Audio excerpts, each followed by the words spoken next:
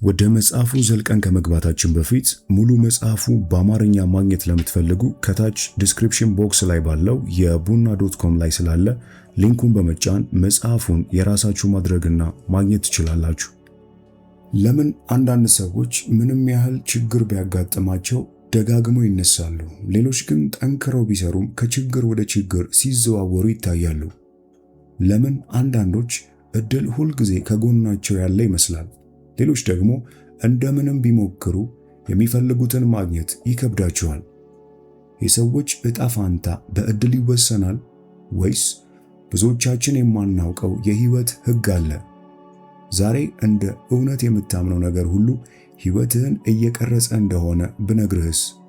የምትናገረው ቃል፣ በልብህ የምትይዘው ምስል፣ በውስጥ የምታምነው እምነትና በየቀኑ የምትደግመው ሐሳብ የነገው ህይወትህን እየገነቡ እንደሆኑ ብታውቅስ ምን ታደርግ ነበር?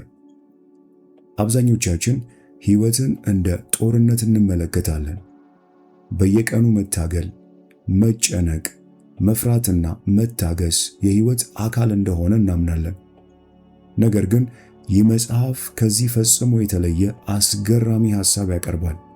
ህይወት ጦርነት ሳይሆን ጨዋታ ነው። ልክ እንደ ማንኛውም ጨዋታ የራሱ ህጎች አሉት። እነዛን ህጎች የሚያውቅ ሰው ያሸንፋል ብቻ ሳይሆን ይሳካለታል። እነዚያን ህጎች የማያውቅ ግን ብዙ ቢደክም፣ ቢለፋ፣ ቢጥር በተመሳሳይ ችግር ውስጥ ራሱን ያቆያል። ይህ መጽሐፍ በ1925 በፍሎረንስ ስኮቬል ሼን የተጻፈ ቢሆንም ዛሬም እንደተጻፈ የሚሰማ ጥበብን በውስጡ ይዟል። በውስጡ የሚገኘው መርሆች በሺዎች የሚቆጠሩ ሰዎችን አነሳስቷል። ብዙ የግል እድገት ደራሲዎች ተጽዕኖ አሳድሯል። የመጽሐፉ ዋና መልእክት ግን ቀላል ነው። ውጫዊ ሁኔታን ለመቀየር በመጀመሪያ ውስጣዊ ዓላማህን መቀየር አለብህ። ካፍ የሚወጣው ቃል ኃይል አለው። በአእምሮ የምትስለው ምስል ኃይል አለው። የምታምነው ነገር ሁሉ ኃይል አለው። እነዚህ ሦስቱ ነገሮች በአንድነት የህይወትህን አቅጣጫ ይወስናሉ። ምናልባት ይህን ስትሰማ ጥያቄ ሊፈጠርብህ ይችላል። በቃ መልካም ሐሳብ ማሰብ ብቻ በቂ ነው በማለትም ትጠይቅ ይሆናል። መጽሐፉ የሚለው ግን ይህም ብቻ አይደለም። የሚያስተምረው ነገር ሐሳብ፣ እምነት፣ ቃል፣ ተግባር አንድ ሲሆኑ ከፍተኛ ለውጥ እንደሚፈጠር ያምናል። በመጽሐፉ ውስጥ ደራሲዋ ብዙ እውነተኛ ታሪኮችን በመጠቀም እንዴት ሰዎች ከድህነት ወደ ብልጽግና፣ ከፍርሃት ወደ መተማመን፣ ከመከራ ወደ ሰላም እንደተሸጋገሩ ታሳያለች። እነዚህ ታሪኮች ምናልባትም ሁሉም ሰው አያሳምኑ ይሆናል። ነገር ግን መጽሐፉ የሚጋብዘው አንተ እነዚህን ሐሳቦች በራስህ በህይወትህ ላይ እንድትተገብራቸው ነው። በዚህ ቪዲዮ ውስጥ የዚህን ድንቅ መጽሐፍ የመጀመሪያውን ክፍል የምናይ ይሆናል። ዋና ዋና ምዕራፎቹን በቀላልና በግልጽ ቋንቋ እንመረምራለን። ስለ ቃል ኃይል፣ ስለ እምነት፣ ስለ ምናብ፣ ስለ ብልጽግና፣ ስለ ይቅርታ፣ ስለ ፍቅርና ሰው ራሱን እንዴት በመቀየር ህይወቱን ሊለውጥ እንደሚችል እንወያያለን። ስለዚህ ይህንን ቪዲዮ እስከ መጨረሻው ተከታተሉን፣ ምክንያቱም ምናልባት የምትሰማው አንድ ሐሳብ ብቻ ህይወትህን ለዘላለም የሚቀይር ይሆናል። የህይወት ጨዋታና የአጨዋወቱ ህጎች በፍሎረንስ ስኮቬል ሼን። ትርጉም ሄኖክ ህርቦሮ።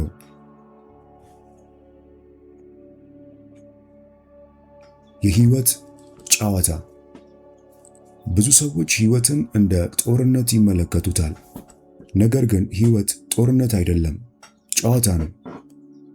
ነገር ግን ይህን ጨዋታ በተሳካ ሁኔታ መጫወት የሚችለው የመንፈሳዊ ህግን ዕውቀት ሳይኖር አይደለም። ብሉይና አዲስ ኪዳንም የዚህን ጨዋታ ህጎች በሚያስደንቅ ግልጽነት ያስተምሩናል። ኢየሱስ ክርስቶስ ህይወት ታላቅ የመስጠትና የመቀበል ጨዋታ እንደሆነ አስተምሯል። ሰው የሚዘራውን ያንኑ ያጭዳል።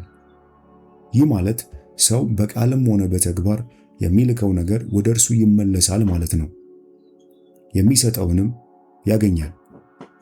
ጥላቻን ቢሰጥ ጥላቻን ይቀበላል። ፍቅርን ቢሰጥ ፍቅርን ይቀበላል። ትችትን ቢሰጥ ትችትን ይቀበላል። ውሸትን ቢናገር ሌሎችም ይዋሹታል። ማታለልን ቢያደርግ እርሱም ይታለላል። እንዲሁም የምስል ማቅረብ ችሎታ፣ አስተሳሰብና ምናብ በሕይወት ጨዋታ ውስጥ ትልቅ ሚና እንደሚጫወት ተምረናል። ከሁሉ ይልቅ ልብህን ጠብቅ፣ የሕይወት ምንጮች ሁሉ ከእርሱ ይመነጫሉና። ምሳሌ ምዕራፍ 4 ቁጥር 23። ይህ ማለት ሰው በአእምሮ የሚፈጥረው ምስል በአንድ ጊዜ ወይም በኋላ በሕይወቱ ውስጥ ወደ እውነተኛ ሁኔታ ይገለጣል ማለት ነው። አንድ ሰው አውቃለሁ፣ ይህ ሰው የተወሰነ በሽታ ይይዘኛል ብሎ ይፈራ ነበር። ይህ በሽታ በጣም እምብዛም የሚከሰትና ለመያዝ አስቸጋሪ የሆነ ነበር። ነገር ግን ያንን በሽታ ያለማቋረጥ በአእምሮው ይስል ነበር። ስለ በሽታውም ያነብ ነበር። በመጨረሻም ያለው የተዛባ ምናብ በሰውነቱ ውስጥ ተገለጠ።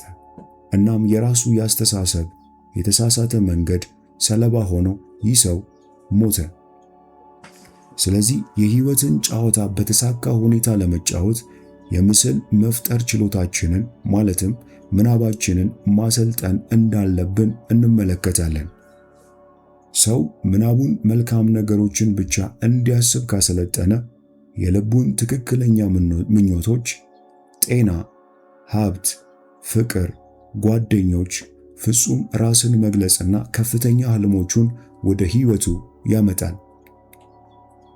ምናብ የአእምሮ መቀስ ተብሎ ተጠርቷል። ይህ መቀስ ሰው በአእምሮ የሚያየውን ምስል ቀን ከቀን ይቆርጣል። እናም ፈጥሮ የሚያየውን ነገር በኋላ በውጫዊው ዓለም ውስጥ ያገኘዋል። ምናብን በተሳካ ሁኔታ ለማሰልጠን ሰው የአእምሮውን አሰራር መረዳት አለበት። ግሪኮች ራስህን እወቅ ይሉ ነበር። የአእምሮ 3 ክፍሎች አሉ።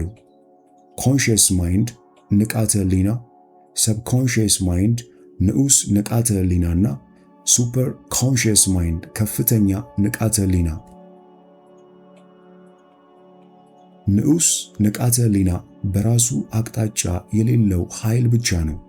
እንደ አውሎ ነፋስ ወይም እንደ ኤሌክትሪክ ነው። የተመራበትን ነገር ያደርጋል። በራሱ ውሳኔ የመስጠት ኃይል የለውም።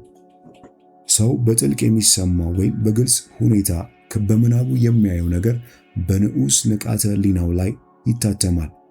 ከዚያም በትንሹ ዝርዝር እንኳን ወደ ተግባር ይተረጎማል። ለምሳሌ አንዲት የማውቃት ሴት በልጅቷ ሁል ጊዜ መበለጥ እንደሆነች ትመስል ነበር። ጥቁር ልብስ ትለብስ ነበር። ረዥም ጥቁር መጋረጃ ታደርግ ነበር። ሰዎችም በጣም ብልህና አስቂኝ ናት ብለው ያስቡ ነበር። ከዚያም አደገች።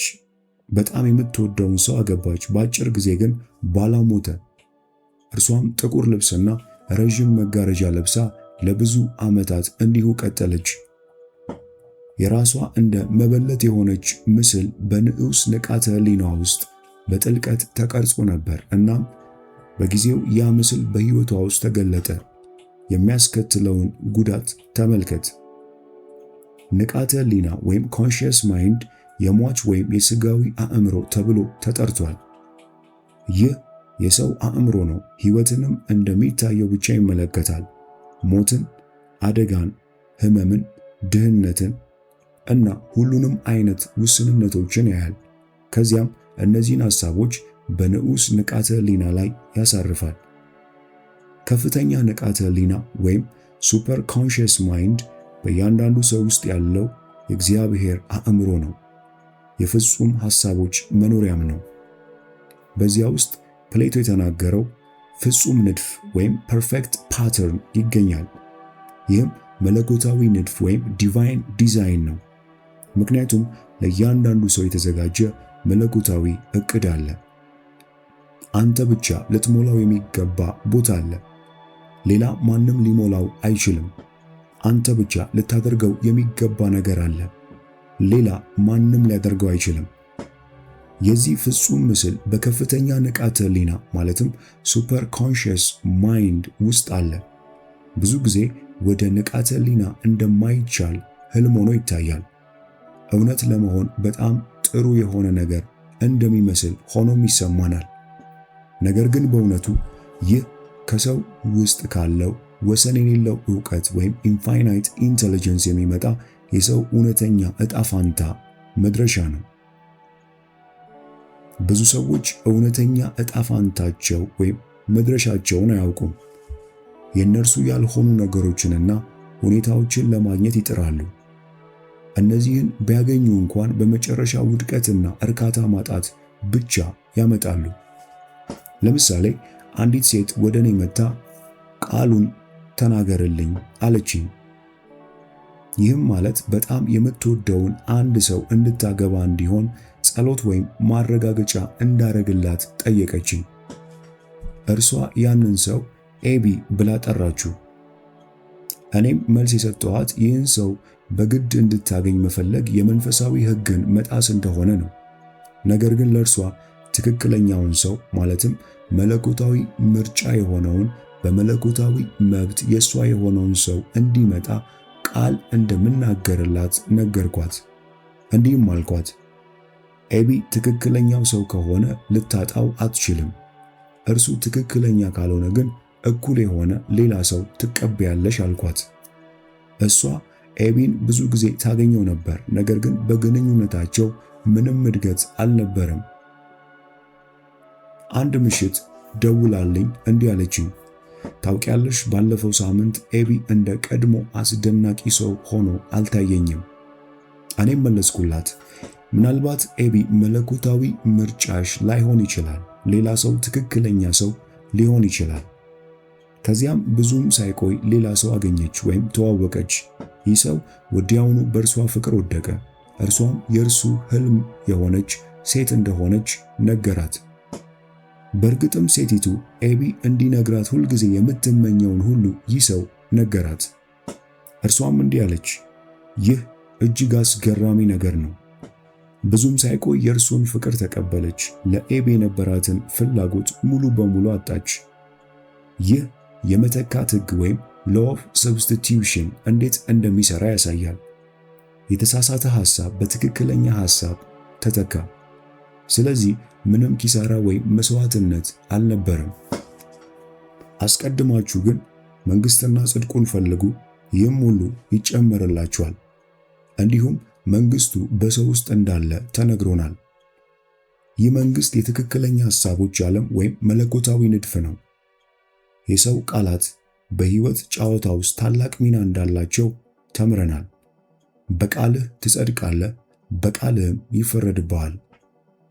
ብዙ ሰዎች በማይጠነቀቁበትና በከንቱ በሚናገሩት ቃል ምክንያት በሕይወታቸው ላይ አደጋን አምጥተዋል። ለምሳሌ አንዲት ሴት አንድ ጊዜ ሕይወቷን ለምን አሁን በድህነትና በውስንነት እንደተሞላ ጠየቀችኝ። ቀደም ሲል ቤት ነበራት፣ በሚያማምሩ ነገሮች ተከባ ትኖር ነበር፣ በቂ ገንዘብም ነበራት። ነገር ግን ቤቷን ማስተዳደር ብዙ ጊዜ እንደሰለቻት አውቅ ነበር። ደጋግማም እንዲህ ትል ነበር፣ በነገሮች ሁሉ ሰልችቶኛል፣ በሻንጣ ውስጥ ብኖር ደስ ይለኛል ትል ነበር። እናም በመጨረሻ ዛሬ በዚያ ሻንጣ ውስጥ እኖራለሁ አለች። በቃሏ ራሷን ወደ ሻንጣ ውስጥ አስገብታ ነበር። ሰብኮንሺየስ ማይንድ ወይም ንዑስ ንቃተ ህሊና የቀልድ ስሜት አያውቅም። ሰዎችም ብዙ ጊዜ በቀልድ የሚናገሩትን ነገር በመጨረሻ የማይደሰቱበት ልምድ እንዲሆንባቸው ያደርጋል። ለምሳሌ ብዙ ገንዘብ የነበራት አንዲት ሴት አውቃለሁ። ሁልጊዜ ወደ ድሆች መጠለያ ለመሄድ እዘጋጃለሁ በማለት ትቀልድ ነበር። ከጥቂት ዓመታት በኋላ ግን ከሞላ ጎደል ምንም ሳይኖራት ድሃ ሆነች። ምክንያቱም ሰብኮንሺየስ ማይንዷ ንዑስ ንቃተ ህሊናዋ የጉድለትና የውስንነት ምስልን ተቀብሎ ነበር። ነገር ግን ይህ ሕግ በሁለቱም አቅጣጫ ይሰራል። የጉድለት ሁኔታን ወደ ብዛትና ብልጽግና ሊቀየር ይችላል። ለምሳሌ አንዲት ሴት በአንድ ሞቃት የበጋ ቀን ለብልጽግና ሕክምና የአእምሮ ማስተካከያ ወደ እኔ መጣች። በጣም ደክማ ተስፋ ቆርጣ ተስፋ ቢስ ሆና ነበር። በዓለም ላይ ያላት ገንዘብ $8 ብቻ እንደሆነ ነገረችኝ። እኔም ጥሩ ነው፣ እነዚህን $8 እንባርካቸዋለን። እናም እንጀራና ዓሣ እናበዛችኋለን አልኳት። ምክንያቱም እርሱ ለሁሉም ሰው የመባረክ፣ የማብዛት፣ የመፈወስና የመበልጸግ ኃይል እንዳለው አስተምሯል። እርሷም ከዚህ በኋላ ምን ላድርግ ብላ ጠየቀችኝ።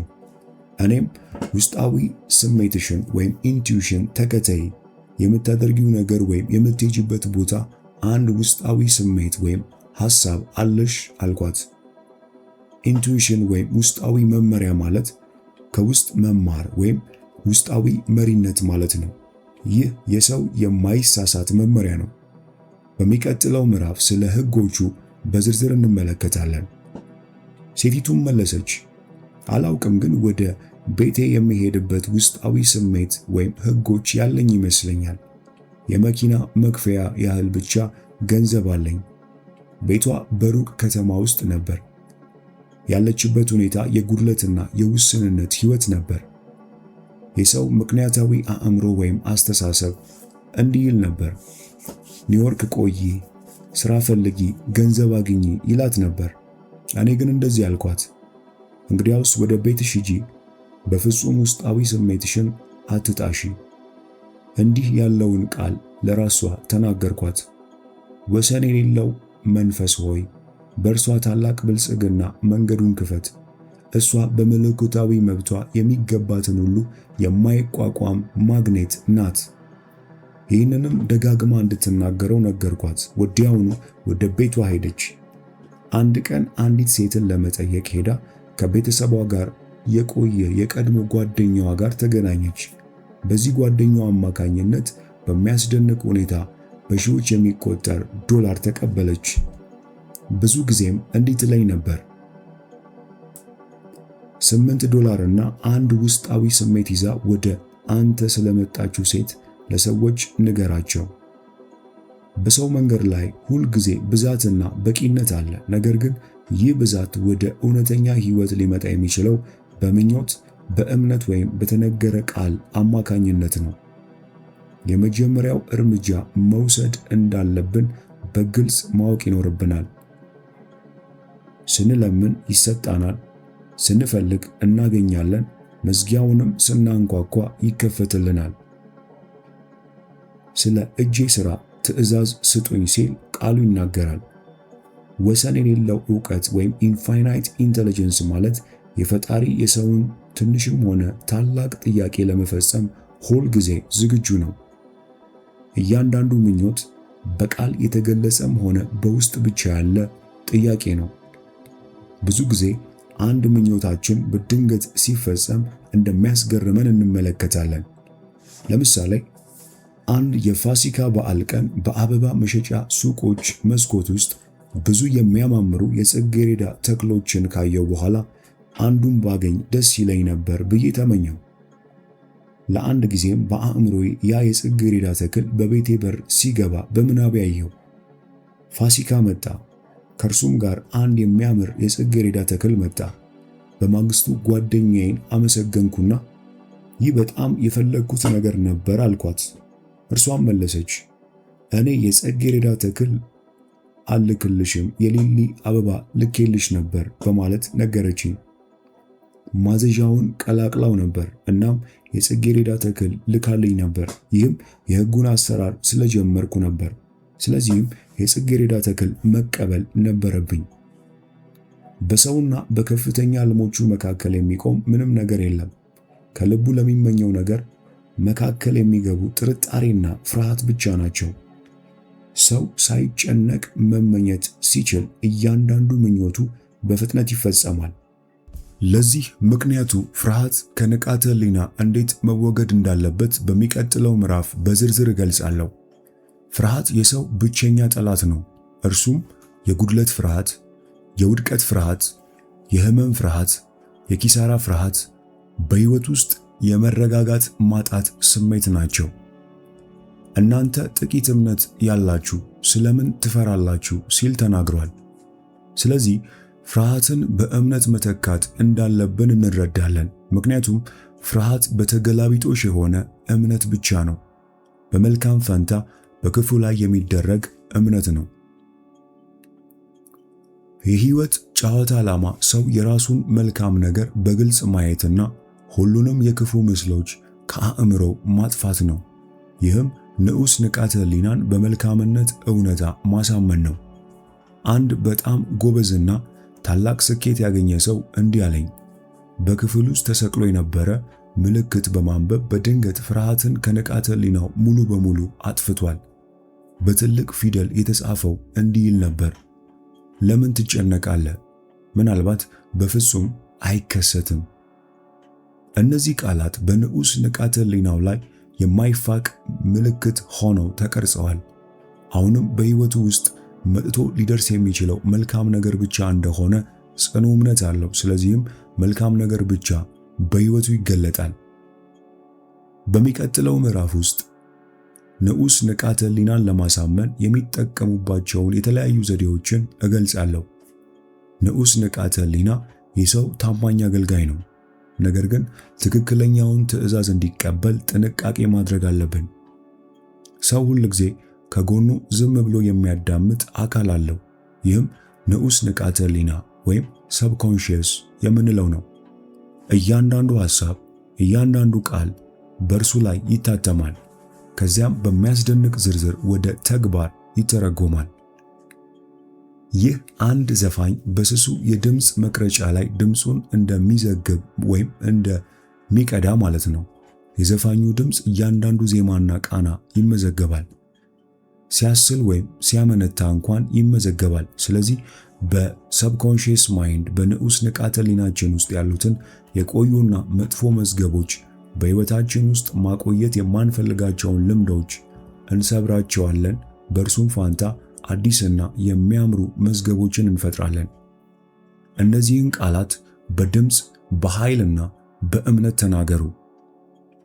አሁን በተናገርኩት ቃል በሰብኮንሺየስ ማይንድ ወይም በንዑስ ንቃተ ህሊናዬ ውስጥ ያሉትን ሁሉንም የሐሰት መዝገቦች እሰብራለሁ፣ አጠፋቸዋለሁ። እነዚህ መዝገቦች ከእኔ ከንቱ ምናብ የመጡ ስለሆኑ ወደ መነሻቸው ወደ እርባና ቢስነት ትቢያ ይመለሳሉ። አሁን በእኔ ውስጥ ባለው አማካኝነት ፍጹም መዝገቦቼን እፈጥራለሁ። እነርሱም የጤና፣ የሀብት፣ የፍቅርና የፍጹም ራስን መግለጽ መዝገቦች ናቸው። ይህ የህይወት ካሬ ነው። ጨዋታውም ተጠናቋል። በሚቀጥሉ ምዕራፎች ሰው ቃላቱን በመለወጥ ሁኔታዎቹን እንዴት መለወጥ እንደሚችል አሳያለሁ። የቃልን ኃይል የማያውቅ ማንኛውም ሰው ከዘመኑ ኋላ ቀርቷል። ምክንያቱም ሞትና ህይወት በምላስ ኃይል ናቸውና።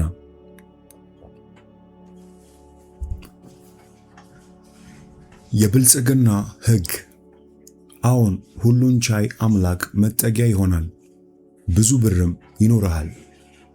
በመጽሐፍ ቅዱስ ለሰው ልጅ ከተሰጡት ታላላቅ መልእክቶች አንዱ ፈጣሪ የሰው ሁሉ ምንጭና አቅርቦት መሆኑ ነው። ሰውም በተናገረው ቃል አማካኝነት በመለኮታዊ መብት የሚገባውን ሁሉ ማምጣት ይችላል። ነገር ግን በተናገረው ቃል ላይ ፍጹም እምነት ሊኖረው ይገባል። ቃሌ ካፌ ወጥቶ ወደ እኔ ባዶ ሆኖ አይመለስም፣ የላኩበትንም ያደርጋል። አሁን እንደምናውቀው ቃላትና ሐሳቦች ታላቅ የንዝረት ኃይል አላቸው። ይህ ኃይልም የሰውን ሰውነትና ሕይወቱን ያለማቋረጥ ይቀርጻል። አንዲት ሴት በከፍተኛ ጭንቀት ወደ እኔ መጣች። በወሩ 15ኛ ቀን ለ$3000 እንደምትከሰስ ነገረችኝ። ገንዘቡን የምታገኝበት ምንም መንገድ እንደማታውቅና በተስፋ መቁረጥ ውስጥ እንደነበረች ነገረችኝ። እኔም ፈጣሪ ምንጭሽ ነው፣ ለእያንዳንዱ ፍላጎት የሚያሟላበት አቅርቦት አለ አልኳት። ስለዚህ ቃሉን ተናገርኩ። ሴቲቱ $3000 በትክክለኛው ጊዜና በትክክለኛው መንገድ እንደምትቀበል አመሰገንኩ። ፍጹም እምነት እንዲኖራትና ያላትን ፍጹም እምነት በተግባር እንድታሳይ ነገርኳት። 15ኛው ቀን ደረሰ። ነገር ግን ገንዘቡ አልተገለጠም። እርሷም በስልክ ደውላ ምን ማድረግ እንዳለባት ጠየቀችኝ። እኔም መለስኩላት፣ ዛሬ ቅዳሜ ነው፣ ስለዚህ ዛሬ ሊከሱሽ አይችሉም።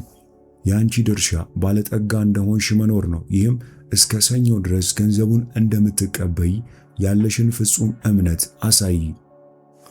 እሷም ድፍረቷን ለመጠበቅ ከእርሷ ጋር ምሳ እንድበላ ጠየቀችኝ። በምግብ ቤት ስንገናኝ እንዲህ አልኳት፣ አሁን የምትቆጥቢበት ጊዜ አይደለም። ውድ ምሳ ዘዢና አስቀድመሽ $3000 እንደተቀበልሽ ሆነሽ ኑሪ። የምትለምኑትን ሁሉ በጸሎት እንደምትቀበሉ ያመናችሁ ብትለምኑ ትቀበላላችሁ። አስቀድመ እንደተቀበልክ ሆነ መኖር አለብህ። በማግስቱ ጠዋት ደውላ በዚያ ቀን ከእርሷ ጋር እንድቆይ ጠየቀችኝ። እኔም አይ አንቺ በመለኮታዊ ጥበቃ ስር ነሽ፣ ፈጣሪ መቼም አይዘገይም አልኳት። ማታ ደግሞ በስልክ ደወለች። በጣም ተደስታም እንዲህ አለችኝ፣ ውዴ ተአምር ተፈጠረ አለችኝ። ዛሬ ጠዋት ክፍሌ ውስጥ ተቀምጬ ነበር። በሩ ተንኳኳ። ለአገልጋይም ማንም እንዳይገባ አትፍቀጂለት አልኳት። ነገር ግን እሷ ከመስኮት ወጥታ ተመለከተችኝና ረጅም ነጭ ጢም ያለው የአጎትሽ ልጅ ነው አለችኝ። እኔም ተመልሰ ጥራው ላየው እፈልጋለሁ አልኳት። እርሱ ግን ጥግ ሊዞር ሲል የአገልጋዩን ድምፅ ሰማና ተመለሰ። 1 ሰዓት ያህል አወራን። ሊሄድ ሲልም እሺ በነገራችን ላይ የገንዘብ ሁኔታሽ እንዴት ነው ብሎ ጠየቀኝ። እኔም ገንዘብ እንደሚያስፈልገኝ ነገርኩት። እርሱም ውዴ በወሩ መጀመሪያ ላይ $3000 እሰጥሻለሁ አለኝ። እኔ ግን ልከሰስ እንደሆነ ልነግረው አልወደድኩም። አሁን ምን ላድርግ? ገንዘቡን እስከ ወሩ መጀመሪያ ድረስ አላገኘውም። እኔ ግን ነገ ያስፈልገኛል። እኔም መለስኩላት፣ በጸሎትና በእምነት መስራትሽን ቀጥይ። መንፈስ በፍጹም አይዘገይም። ገንዘቡን በማይታየው ዓለም እንደተቀበለች አመሰግናለሁ። በትክክለኛው ጊዜ በሕይወቷ እንደሚገለጥ አምናለሁ አልኩ። በማግስቱ ጠዋት ያጎቷ ልጅ ደውሎ ዛሬ ጠዋት ወደ ቢሮዬ ነይና ገንዘቡን እሰጥሻለሁ አላት። በዚያው ከሰዓት በኋላ $3000 በባንክ ሂሳቧ ላይ ገባላት። እርሷም በደስታዋ መጠን በፍጥነት ቼኮችን መጻፍ ጀመረች።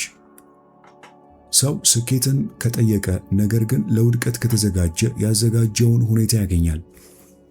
ለምሳሌ አንድ ሰው የተወሰነ ዕዳ እንዲሰረዝለት ቃል እንድናገርበት ወደ እኔ መጣ።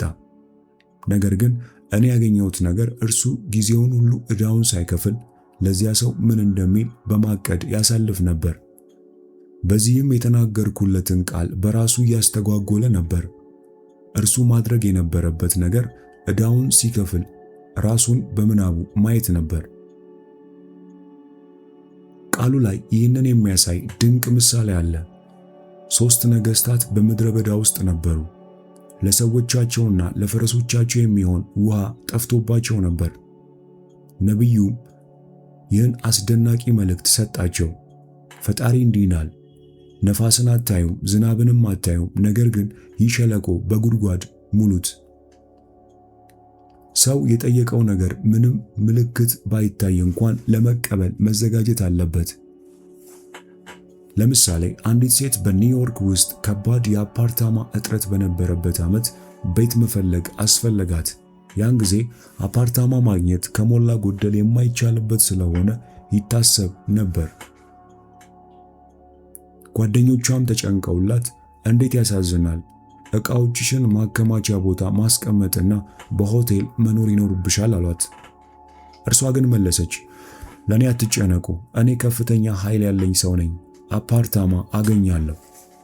እርሷም እንዲህ ያለውን ቃል ተናገረች፣ ወሰን የሌለው መንፈስ ሆይ ለትክክለኛው አፓርታማ መንገዱን ክፈት። እሷ ለእያንዳንዱ ፍላጎት የሚያሟላ አቅርቦት እንዳለ ታውቅ ነበር። እሷም በምንም ሁኔታ ያልተገደበች በመንፈሳዊ ደረጃ ላይ እየሰራች እንደሆነ ፈጣሪ አብራ ሆና ያለሱ ብዙ እንደሆነ ትረዳ ነበር። እርሱ ጋር ያለ ነገር ሁሉ ከመጠን በላይ እንደሆነም ታውቅ ነበር። ይህንንም ታምን ነበር። አዲስ ብርድ ልብስ ለመግዛት አስባ ነበር። በዚያ ጊዜ ግን ፈታኙ የተቃዋሚው ሐሳብ ወይም ምክንያታዊ አእምሮ እንዲህ አላት፣ ብርድ ልብሱን አትግዢ፣ ምናልባት በመጨረሻ አፓርታማ አታገኝም፣ እናም ለእርሱ ምንም ጥቅም አይኖረውም። እርሷ ግን ወዲያውኑ ለራሷ መለሰች፣ ብርድ ልብስ በመግዛት ጉድጓዴን እቆፍራለሁ። ማለቷ አስቀድማ ለምትፈልገው አፓርታማ ተዘጋጀች። እንደደረሰላትም ሆና መኖር ጀመረች። በአስደናቂ መንገድ አንድ አፓርታማ አገኘች። ምንም እንኳን ከ200 በላይ ሰዎች አመልክተው ቢኖሩም ለእርሷ ግን ተሰጣት። ያ ብርድ ልብስ የንቁ አእምሮ ምልክት ነበር። ሦስቱ ነገሥታት በምድረ በዳ የቆፈሩት ጉድጓዶች በውሃ እስከ መፍሰስ ድረስ እንደተሞሉ መናገር አያስፈልግም። ለአብዛኛው ሰው ወደ መንፈሳዊ የአስተሳሰብ ሁኔታ መግባት ቀላል ነገር አይደለም። የጥርጣሬና የፍርሃት ተቃዋሚ ሐሳቦች ከንዑስ ንቃተ ሕሊና ውስጥ እንደ ማዕበል ይነሳሉ። እነርሱም መሸነፍ ያለባቸው የእንግዶች ሰራዊት ናቸው። ስለዚህም ብዙ ጊዜ ጨለማው ከንጋት በፊት እጅግ ይጨልማል የሚባለው ይህንን ነው። ታላቅ መገለጥ ብዙ ጊዜ ከሚሰቃዩ ሐሳቦች በፊት ይመጣል። ከፍተኛ መንፈሳዊ እውነት እንዴት ሰው ሲገልጽ የቆዩ እምነቶች በንዑሰ ንቃተ ሕሊና ወይም ሰብኮንሺየስ ማይንድ ውስጥ ይፈትናቸዋል። ከዚያም ስህተት ይገለጥና ከሕይወቱ መወገድ ይጀምራል። ይህ ጊዜ ሰው የእውነት ማረጋገጫዎቹን ደጋግሞ መናገር፣ መደሰትና ማመስገን ያለበት ጊዜ ነው። እንደተቀበለ ሆኖ ማመስገን። እንደተቀበልክ አድርገህ አመስግን። ከመጥራታችሁ በፊት እመልስላችኋለሁ ብሏል። ይህ ማለት መልካምና ፍጹም ስጦታ ሁሉ ሰው እንዲያውቀውና እንዲቀበለው የጠበቀ አስቀድሞ አለ ማለት ነው። ሰው ራሱን ሲቀበል በሚያየው ነገር ብቻ መቀበል ይችላል። የእስራኤል ልጆች የሚያዩትን ምድር ሁሉ እንደሚቀበሉ ተነግሯቸው ነበር። ይህ ለእያንዳንዱ ሰውም እውነት ነው። ሰው የሚያገኘው በራሱ የአእምሮ እይታ ውስጥ ያለውን ብቻ ነው። እያንዳንዱ ታላቅ ሥራ፣ እያንዳንዱ ታላቅ ስኬት በራእዩ ላይ በመጽናት ወደ እውነተኛ ሕይወት መጥቷል። ብዙ ጊዜም ከታላቅ ድል በፊት የሚታየው ውድቀትና ተስፋ መቁረጥ ይመጣል። የእስራኤል ልጆች የተስፋይቱ ምድር ላይ ሲደርሱ ወደ ውስጥ ለመግባት ፈሩ። ምክንያቱም ምድሪቱ በግዙፍ ሰዎች እንደተሞላች አዩ። እነርሱም በፊታቸው ትንንሽ እንደ አንበጣ እንደሆኑ ተሰማቸው። እንዲህም አሉ፣ በዚያም ግዙፎችን አየኝ፣ እኛም በራሳችን ዓይን እንደ አንበጣ ሆነን ታየን። ይህ የአብዛኛው ሰው ተሞክሮ ነው። ነገር ግን መንፈሳዊ ሕግን የሚያውቅ ሰው በሚታየው ሁኔታ አይረበሽም። እርሱ ገና በምርኮ ውስጥ እያለ ይደሰታል። ማለትም ራእዩን ይይዛል። መጨረሻው እንደተፈጸመ የፈለገውንም እንደተቀበለ አመስግኖ ይኖራል። እናንተ እስከ መከር ድረስ 4 ወር ይቀራል አትሉምን? እነሆ ዓይናችሁን አንሱና እርሻውን ተመልከቱ፣ ለመከር አሁን ደርሷል። ይህ ግልጽ ራእይ የሚታየው የቁሳዊ ዓለም አልፎ የአራተኛው ልኬት ዓለም ማየት ነው። ይህም ነገሮች በእውነት እንደሆኑ በመለኮታዊ አእምሮ ውስጥ ፍጹምና የተጠናቀቁ ሆነው ማየት ነው። ሰው ሁል ጊዜ የጉዞውን መጨረሻ ራእይ ይዞ መኖር አለበት። እንዲሁም አስቀድሞ የተቀበለውን ነገር እንዲገለጥ መጠየቅ አለበት። ይህ የሚሆነው ፍጹም ጤና፣ ፍቅር፣ አቅርቦትና ብልጽግና፣ ራስን መግለጽ፣ ቤት ወይም ጓደኞች ሊሆን ይችላል። እነዚህ ሁሉ በመለኮታዊ አእምሮ የሰው ራሱ ከፍተኛ ንቃተ ሕሊና ውስጥ አስቀድመው የተመዘገቡ ፍጹምና የተጠናቀቁ ሐሳቦች ናቸው። እነርሱም በእርሱ በኩል መጡ እንጂ ወደ እርሱ ብቻ አልመጡም። ለምሳሌ አንድ ሰው ለስኬት ሕክምና ወይም መንፈሳዊ ምክር ለመጠየቅ ወደ እኔ መጣ። ለንግዱ የሚያስፈልገውን $50,000 በተወሰነ ጊዜ ውስጥ ማስገባት ነበረበት። የጊዜ ገደቡ ሊያልቅ ተቃርቦ ነበር። እርሱም በተስፋ መቁረጥ ውስጥ ሆኖ ወደ እኔ መጣ። ማንም ሰው በንግዱ ላይ ገንዘቡን ለማዋል ወይም ፍላጎት አላሳየም።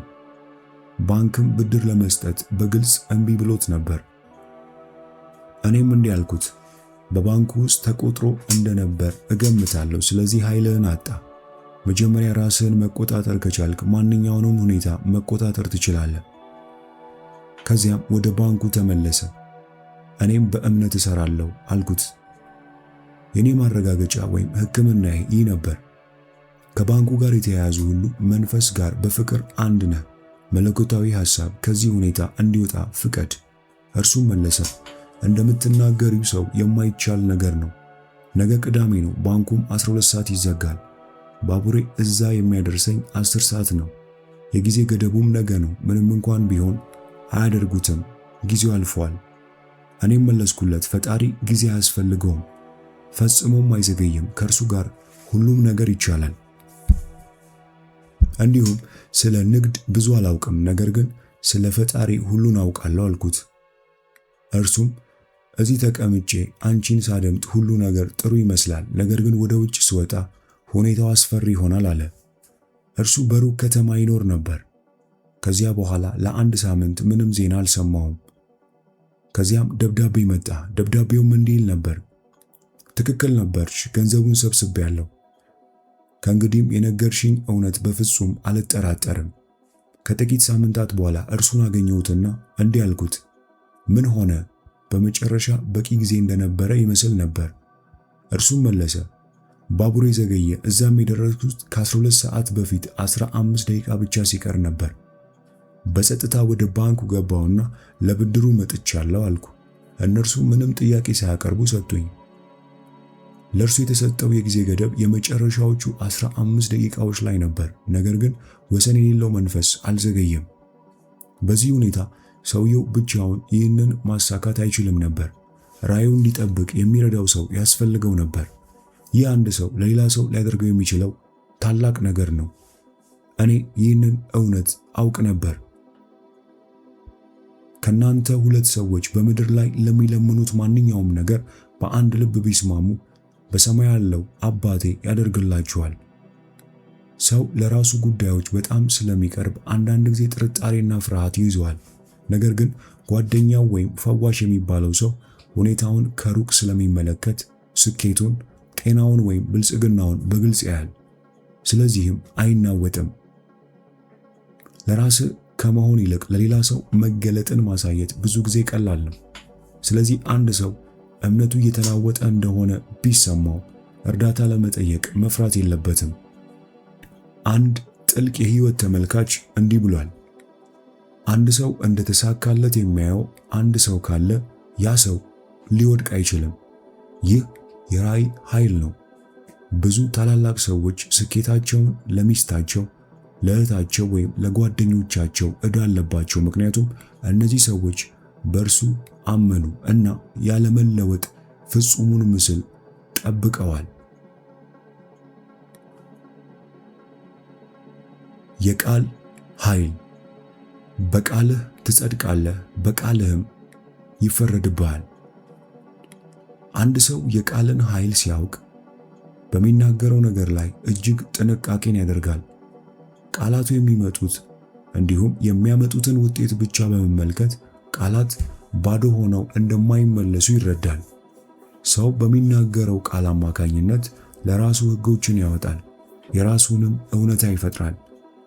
አንድ ሰው አውቅ ነበር፣ ሁልጊዜ እንዲህ ይል ነበር፣ ሁልጊዜ አውቶቡስ ያመልጠኛል፣ እኔ ስደርስ በትክክል ተነስቶ ይሄዳል። ልጁ ግን እንዲህ ትል ነበር፣ እኔ ሁልጊዜ አውቶቡስ ይይዛለሁ፣ እኔ ስደርስ በትክክል ይመጣል። ይህ ሁኔታ ለብዙ ዓመታት ቀጠለ። እያንዳንዳቸው ለራሳቸው የተለየ ሕግ ፈጥረው ነበር። አንዱ የውድቀት ሕግ፣ ሌላው የስኬት ሕግ። ይህ የአንጎል እምነት ሱፐርስቲሽን የስነ ልቦና መሰረት ነው። የፈረስ ጫማ ወይም የጥንቸል እግር በራሳቸው ምንም ኃይል የላቸውም። ነገር ግን ሰው በቃሉና በእምነቱ እነዚህን እድል የሚያመጡለትን ሲያምን ነው። ይህ እምነት በንዑስ አእምሮ ውስጥ የመጠባበቅ ሁኔታ ይፈጥራል። በመጨረሻም እድለኛ የሚመስል ሁኔታን ወደ እርሱ ይስባል። ነገር ግን ሰው በመንፈሳዊ ደረጃ እያደገ ከፍ እያለ ሕግ እያወቀ ሲመጣ እነዚህ ነገሮች ከእንግዲህ በኋላ አይሰሩለትም። ወደ ኋላ መመለስም አይቻልም። የተቀረጹ ጣዖታትን መተው ይኖርበታል። ለምሳሌ በክፍሌ ውስጥ የነበሩ 2 ሰዎች በንግድ ስራቸው ለብዙ ዓመታት ታላላቅ ስኬት አግኝተው ነበር። ለብዙ ወራት በንግድ ስራቸው ታላቅ ስኬት ቢያገኙም ነገር ግን በድንገት ሁሉ ነገር ፈራረሰ። ሁኔታውን ለመተንተን ስሞክር ለስኬትና ለብልጽግና አምላክን በማመንና አዎንታዊ ቃላቸውን በመናገር ፋንታ እያንዳንዳቸው እድለኛ ጦጣ የተባለ የእድል ምልክት ገዝተው እንደነበር ተረዳው። እኔም አሁን ገባኝ፣ በፈጣሪ ፋንታ በእነዚህ እድለኛ ጦጣዎች ላይ እምነታችሁን ጥላችኋል አልኳት። እነዚያን እድለኛ ጦጣዎች ያስወግዱ፣ ከዚያም የይቅርታን ሕግ ተጠቀሙ። ምክንያቱም ሰው የሰራቸውን ስህተቶች በይቅርታ ለማስወገድ ወይም ተጽዕኖአቸውን ለማጥፋት ኃይል አለው። እነርሱም እድለኛ ጦጣዎቻቸውን ወደ ከሰል ማስገቢያ ጉድጓድ ለመጣን ወሰኑ። ከዚያም በኋላ ሁሉ ነገር እንደገና ተስተካከለ። ይህ ማለት ግን በቤት ውስጥ ያሉ ሁሉንም እድል ያመጣሉ ተብለው የሚታመኑ ጌጦች ወይም የፈረስ ጫማዎች መጣል አለባቸው ማለት አይደለም። ይልቁኑ ከነዚህ ጀርባ ያለው ኃይል አንድና ብቸኛ ኃይል የፈጣሪ ኃይል መሆኑን ማወቅ አለበት። ዕቃው ራሱ ኃይል የለውም። የሚሰጠው የተስፋና የመጠባበቅ ስሜት ብቻ ነው። አንድ ቀን ከአንዲት ጓደኛዬ ጋር ነበርኩ። እርሷ በከፍተኛ ተስፋ መቁረጥ ውስጥ ነበረች። መንገድ ስንሻገር የፈረስ ጫማ አገኘች። ወዲያውኑ በደስታና በተስፋ ተሞላች። ፈጣሪ ድፍረቴን እንዳላጣ ይህን የፈረስ ጫማ ልኮልኛል አለች። በዚያ ቅጽበት በንቃተ ሕሊናዋ ውስጥ ተስፋን ሊያነሳ የሚችል ምናልባትም ይህ ብቻ ነበር። ተስፋ ወደ እምነት ተለወጠ። በመጨረሻም አስደናቂ ውጤት አገኘች። እዚህ ላይ ላብራራ የምፈልገው ነገር ከዚህ ቀደም የጠቀስኳቸው ሰዎች ኃይሉ በጦጣዎች ራሳቸው እንዳለ ያምኑ ነበር። ይህቺ ሴት ግን ከፈረስ ጫማው ጀርባ ያለውን እውነተኛ ኃይል ፈጣሪ እንደምትሰራ ተረድታ ነበር። በራሴ ሕይወትም አንድ የተወሰነ ነገር ሁልጊዜ ብስጭትና ተስፋ መቁረጥ እንደሚያመጣ ከነበረው እምነት ለመላቀቅ ረዥም ጊዜ ወስዶብኛል። ያ ነገር በተፈጠረ ቁጥር ብስጭት እንደማይቀር ይከተል ነበር። በመጨረሻ ያገኘሁት ብቸኛ መፍትሄ በሰብኮንሺየስ ማይንድ ወይም በንዑስ አእምሮ ውስጥ ያለውን እምነት መቀየር የቻልኩት በዚህ አቋም ደጋግሜ በመናገር ብቻ ነበር። ሁለት ኃይሎች የሉም፣ አንድ ብቸኛ ኃይል አለ። እርሱም የፈጣሪ ኃይል ነው። ስለዚህ ተስፋ መቁረጥ የለም። ይህ ነገር ደስ የሚያሰኝ ያልተጠበቀ ነገር ያመጣል። ወዲያውኑ ለውጥ አስተዋልኩ። ከዚያም በኋላ ደስ የሚያሰኙ ያልተጠበቁ ነገሮች በሕይወቴ መከሰት ጀመሩ። አንዲት ጓደኛዬ እንዲህ ትል ነበር፣ በማንኛውም ሁኔታ ከመሰላል ስር እንድሄድ ማንም ሊያሳምነኝ አይችልም። እኔም እንዲህ አልኳት፣ የምትፈሪ ከሆነ ከአንድ ኃይል ይልቅ ሁለት ኃይሎች መልካምና ክፉ እንዳሉ እያመንሽ ነው። ፈጣሪ ፍጹም ኃይል ከሆነ ከእርሱ የሚቃወም ሌላ ኃይል ሊኖር አይችልም። ሰው ራሱ በእምነቱ ክፋትን እውነት አድርጎ ካልፈጠረ በስተቀር አንድ ብቸኛ ኃይል ፈጣሪ እንዳለና ክፋት ራሱ ኃይልም ሆነ እውነታ እንደሌለው እንድታምኚ ለማሳየት የምታየውን ቀጣይ መሰላል ከስሩ እለፊ። ብዙም ሳይቆይ ወደ ባንኳ ሄደች። በደህንነት ማስቀመጫ ሴፍ ዲፖዚት ቮልት ያለውን ሳጥኗን ለመክፈት ፈለገች። ነገር ግን በመንገዷ መሰላል ቆሞ ነበር። ወደ ሳጥኗ ለመድረስ ከመሰላሉ ስር ማለፍ የግድ ነበር። በፍርሃት ተሸነፈችና ወደ ኋላ ተመለሰች። በመንገዷ ላይ የቆመውን አንበሳ ለመጋፈጥ አልቻለችም። ነገር ግን ወደ ጎዳና እንደወጣች የኔ ቃላት በጆሮዋ ውስጥ እየተደጋገሙ ተሰሙ። እንደገና ተመልሳ ከመሰላሉ ስር ለማለፍ ወሰነች። ይህ በሕይወቷ ታላቅ የለውጥ ጊዜ ነበር፣ ምክንያቱም የመሰላል ፍርሃት ለብዙ ዓመታት በባርነት አስሮ ይዟት ነበር። ወደ ማስቀመጫው ተመለሰች፣ ነገር ግን መሰላሉ ከዚያ ጠፍቶ ነበር። ይህ እንዲህ አይነት ነገር ብዙ ጊዜ ይከሰታል። አንድ ሰው የሚፈራውን ነገር ለማድረግ ፈቃደኛ ከሆነ ብዙ ጊዜ እሱን ነገር በተግባር ማድረግ እንኳን አያስፈልገውም። ይህ ብዙ ሰዎች በትክክል ያልተረዱት የአለመቃወም ሕግ ላው ኦፍ ነን ሬዚስታንት ነው። አንድ ሰው እንዲህ ብሏል፣ ድፍረት በውስጡ ጥበብና አስደናቂ ኃይልን ይዟል። ማንኛውም ሁኔታ ያለ ፍርሃት ተጋፈጥ። ከዚያ ለመጋፈጥ የሚቀር ችግር አይኖርም። ችግሩ በራሱ ክብደት ይወድቃል ወይም ይጠፋል። ምክንያቱም ፍርሃት ችግሩን ይስባል። በሴቲቱ መንገድ ላይ የነበረው መሰላል ፍርሃት ነበር። የሳበው ፍርሃት ሲጠፋም መሰላሉ ጠፋ። ስለዚህ የማይታዩ ኃይሎች ሁልጊዜ ለሰው ጥቅም እየሰሩ ናቸው። ሰው ግን ራሱ የሁኔታዎችን ገመዶች እየጎተተ እንደሆነ አያውቅም። በቃላት ውስጥ ባለው የንዝረት ኃይል ምክንያት ሰው የሚናገረው ነገር ወደ ሕይወቱ መሳብ ይጀምራል። ስለ በሽታ ዘወትር የሚናገሩ ሰዎች በመጨረሻ በሽታን ወደ ራሳቸው ይስባሉ። ሰው እውነቱን ካወቀ በኋላ በሚናገረው ቃል ላይ ከመቼውም በላይ ጥንቃቄ ማድረግ ይገባዋል። ለምሳሌ አንዲት ጓደኛዬ በስልክ ስታነጋግረኝ ብዙ ጊዜ እንዲህ ትላለች፣ እስቲ ናና ወይም ነይና እንደ ድሮ ጥሩ ወግ እናውጋ። እኔ ግን የምትለው የድሮ ወግ ምን ማለት እንደሆነ አውቃለሁ። እሱ ማለት ለአንድ ሰዓት ያህል ከ500 እስከ 1000 የሚደርሱ አሉታዊ ቃላትን መናገር ነው። ዋና የውይይቱ ርዕሶቹም ኪሳራ፣ እጥረት፣ ውድቀትና በሽታ ናቸው። እኔም እንዲህ ብዬ እመልስላታለሁ፣ አመሰግናለሁ፣ ግን በሕይወቴ በቂ ያህል የድሮ ወሬዎች ሰምቻለሁ። ዋጋቸው በጣም ከባድ ነው። ነገር ግን አዲስ አይነት ወግ ብናወጋ ደስ ይለኛል። የምንፈልገው እንጂ የማንፈልገውን ነገር እንድናወራ አልፈልግም። የቆየ አባባል አለ፣ ሰው ቃሉን ሊጠቀምበት የሚገባው ለ3 ነገሮች ብቻ ነው፣ ለመፈወስ፣ ለመባረክ ወይም ለመበልጸግ። ሰው ስለ ሌሎች የሚናገረው ነገር አንድ ቀን ስለ ራሱ ይነገራል። ለሌላ ሰው የሚመኘውም ነገር በእውነቱ ለራሱ እየተመኘ ነው። እርግማን እንደ ዶሮ በመጨረሻ ወደ ባለቤቱ ይመለሳል የሚል አባባል አለ። አንድ ሰው ለሌላው መጥፎ ዕድል ይድረስብህ ብሎ ቢመኝ ያ መጥፎ ዕድል በመጨረሻ ወደ ራሱ ይመጣል።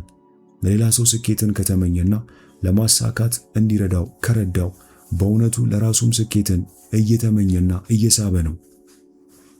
ሰውነት በተነገረ ቃልና በግልጽ የአእምሮ ምስል እንደገና ሊታደስ ሊለወጥ ይችላል። በሽታም ከንቃተ ህሊና ውስጥ ሙሉ በሙሉ ሊጠፋ ይችላል።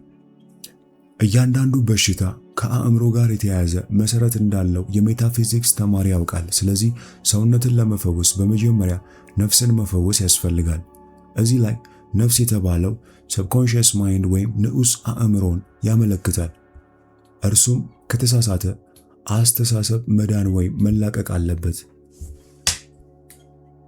ነፍሴን ያድሳታል። ይህ ማለት ንዑስ አእምሮ ወይም ነፍስ በትክክለኛውና በፍጹም ሐሳቦች እንደገና መሞላት አለበት ማለት ነው። እንዲሁም ሚስጥራዊ ጋብቻ ወይም ሚስቲካል ሜሬጅ የሚባለው የነፍስና የመንፈስ አንድነት ነው። ማለትም የንዑስ አእምሮና የላቀ አእምሮ subconscious mind and superconscious mind አንድ መሆን አለባቸው። ንዑስ አእምሮ ከላቀው አእምሮ በሚመጡ ፍጹም ሐሳቦች ሲሞላ ፈጣሪና ሰው አንድ ይሆናሉ። ይህ ማለት ሰው ከፍጹም ሐሳቦች ዓለም ጋር አንድ ሆኗል ማለት ነው። እርሱም በፈጣሪ አምሳልና በመልኩ በፈጠራና ምናብ የተፈጠረ ሰው ነው። በአእምሮ በሰውነቱና በሕይወቱ ላይ ስልጣንና ግዛት ተሰጥቶታል። በእርግጥ ማለት ይቻላል አብዛኛው በሽታ፣ ደስታ፣ ማጣት የሚመጡት የፍቅርን ሕግ በመጣስ ነው። አዲስ ትእዛዝ እሰጣችኋለሁ፣ እርስ በርሳችሁ ተዋደዱ። በሕይወት ጨዋታ ውስጥ ፍቅርና መልካም ፈቃድ ሁል ጊዜ ድል ያመጣሉ። ለምሳሌ የማውቃት አንዲት ሴት ለብዙ ዓመታት እጅግ ከባድ የቆዳ በሽታ የመሰለ ችግር ነበረባት። ሐኪሞችም በሽታዋ እንደማይድን ነግረዋት ነበር። እርሷም ተስፋ ቆርጣ ነበር። በትወና ሙያ ትሰራ ነበር። ይህ ችግር ሙያዋን እንድትተው እንዳያስገድዳት ትፈራ ነበር። ከዚያም ውጭ ሌላ የመተዳደሪያ ምንጭ አልነበራትም። ቢሆንም ጥሩ የትወና ውል አገኘች። በመክፈቻው ምሽትም አስደናቂ ውጤት አሳየች። ተመልካቾችንም በጣም አስደሰተች። የቲያትር ተቺዎች እጅግ የሚያመሰግኑት ግምገማዎች ጻፉላት። እሷም በደስታና በኩራት ተሞላች። ነገር ግን በማግስቱ ከሥራ መሰናበቷን የሚገልጽ ደብዳቤ ደረሳት። ከቡድኑ ውስጥ አንድ ተዋናይ በስኬቷ ቀንቶ ከሥራው እንድትወገድ አድርጎ ነበር። በዚህ ምክንያት በልቧ ውስጥ ጥላቻና ቂም በሙሉ ተቆጣጠራት። ነገር ግን እንዲህ ብላ ጮኸች፣ አቤቱ አምላኬ ያንን ሰው እንዳልጠራው እርዳኝ። በዚያ ምሽት ለብዙ ሰዓታት በዝምታ ቆየች። ይህም ጸጥታ ባለበት ሁኔታ ውስጥ በጸሎትና በማሰላሰል ጊዜ ማሳለፍ ማለት ነው። እሷም እንዲህ አለች፣ ብዙም ሳይቆይ ወደ እጅግ ጥልቅ የሆነ ሰላም ገባው። ከራሴ ጋር፣ ከዚያ ሰው ጋር እንዲሁም ከመላው ዓለም ጋር በሰላም እንዳለው ተሰማኝ። ይህንን ሁኔታ ለ2 ተጨማሪ ሌሊቶች ቀጠልኩ። በሦስተኛው ቀን ግን የቆዳ በሽታዬ ሙሉ በሙሉ እንደጠፋ አየሁ። ፍቅርና መልካም ፍቃድን በመፈለጓ የፍቅርን ሕግ ፈጽማለች። ምክንያቱም ፍቅር የሕግ ፍጻሜ ነው። ከንዑስ አእምሮዋ የተነሳው ቂምና ጥላቻ ሲጠፋ በሽታዋም አብሮ ጠፋ። ያለማቋረጥ ሌሎችን መተቸት የመገጣጠሚያ ህመም ያመጣል። ምክንያቱም ተቺነት፣ አለመስማማት የተሞላባቸው ሐሳቦች በደም ውስጥ ተፈጥሯዊ ያልሆኑ ክምችቶችን ይፈጥራሉ። እነርሱም በመገጣጠሚያዎች ላይ ተከማችተው ችግር ያስከስታሉ። ያልተለመዱ እጢዎችና እብጠቶች የሚፈጠሩት በቅናት፣ በጥላቻ፣ ይቅር ባለማለት፣ በፍርሃትና በመሳሰሉት አሉታዊ ስሜቶች ምክንያት ነው። እያንዳንዱ በሽታ መንስኤው ሰላም የጎደለው አእምሮ ነው። አንድ ጊዜ በትምህርት ክፍሌ እንዲህ ብዬ ነበር፣ ሰዎች ምን ታሟል ብለን ከመጠየቅ ይልቅ ማን ታሟል ብለን ብንጠይቅ ይሻላል። ይህ ማለት በብዙ ጊዜ የበሽታው መንስኤ በሌላ ሰው ላይ ያለ ቂም፣ ቁጣ ወይም ይቅር አለማለት እንደሆነ ለማሳየት ነው። ይቅር አለማለት በሽታን ከሚያመጡ ምክንያቶች ሁሉ በጣም ትልቁና ዋነኛው ነው። የደም ስሮችን ሊያጠነክር፣ ጉበትን ሊጎዳ እንዲሁም የዓይንን እይታ ሊያበላሽ ይችላል። ከእርሱም ጋር የማያልቁ የጤና ችግሮች ይከተላሉ። አንድ ቀን የታመመች ሴት ለመጠየቅ ሄድኩ። እሷም መርዛማ አይስተር ወይም የባህር ዛጎል በመብላቴ ታመሚያለሁ አለችኝ። እኔም እንዲህ አልኳት፣ አይ አይስተሩ መርዛማ አልነበረም፣ አንቺ ራስሽ ነው የመረሽው። ምን ችግር አለ አልኳት። ከ19 ሰዎች ጋር ብላ መለሰች። ከ19 ሰዎች ጋር ተጣልታ ነበር።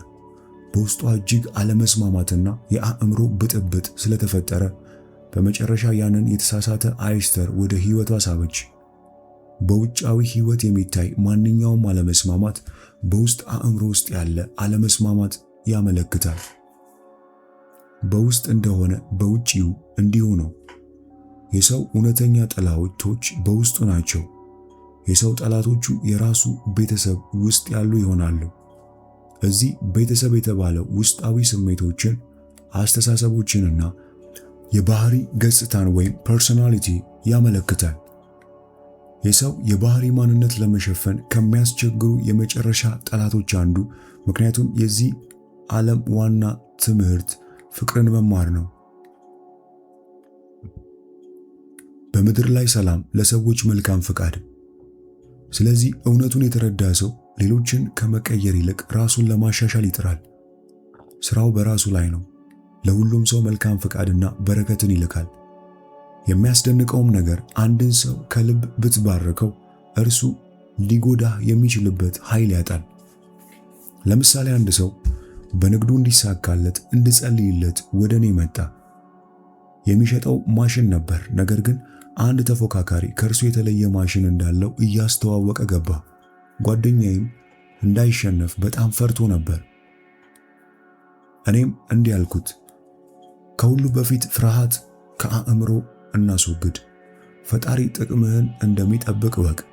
በዚህ ሁኔታ ውስጥ የመለኮት ፍጹም ዕቅድ መገለጥ አለበት። ይህ ማለት ትክክለኛው ማሽን በትክክለኛው ሰው አማካኝነት ለትክክለኛው ገዢ ይሸጣል ማለት ነው። ከዚያም እንዲህ አልኩት፣ በዚያ ሰው ላይ አንድም አሉታዊ ወይም ተቺ ሐሳብ አትያዝ። ቀኑን ሙሉ ባርከው። እንዲሁም የምትሸጠው ማሽን የመለኮት ፍጹም ዕቅድ ካልሆነ እንዳይሸጥም በፈቃደኝነት ተቀበል። እርሱም ወደ ስብሰባው ያለ ፍርሃት ሄደ፣ ያለ መቃወም፣ ለተፎካካሪው በረከት እየተመኘ ሄደ። በኋላ ውጤቱ እጅግ አስደናቂ እንደነበር ነገረኝ። የተፎካካሪው ማሽን መስራት አቆመ። እርሱ ግን የራሱን ማሽን ያለምንም ችግር ሸጠ። እኔ ግን እላችኋለሁ፣ ጠላቶቻችሁን ውደዱ፣ የሚረግሟችሁን ባርኩ፣ የሚጠሏችሁን መልካም አድርጉላቸው፣ የሚያስጨንቋችሁንና የሚያሳድዷችሁንም ጸልዩላቸው። መልካም ፍቃድ ለሚልክ ሰው ታላቅ የመንፈሳዊ ጥበቃ ክብ ኦራ ይፈጥራል። ባንተ ላይ የሚሰራ ምንም መሳሪያ አይሳካም። ባንተ ላይ የሚሰራ ምንም መሳሪያ አይሳካም። በሌላ አነጋገር ፍቅርና መልካም ፍቃድ በሰው ውስጥ ያሉትን ውስጣዊ ጠላቶች እንደ ፍርሃት፣ ጥላቻ፣ ቂምና ቅናት እንዲሁም ቁጣ ያጠፋሉ። ውስጣዊ ጠላቶች ሲጠፉ በውጫዊ ሕይወቱም ጠላት አይኖረውም። ለሰዎች መልካም ፈቃድን የሚልክ ሰው በምድር ላይ እውነተኛ ሰላምን ያገኛል። ለሰዎች መልካም ፈቃድን የሚልክ ሰው በምድር ላይ ሰላም ይኖረዋል።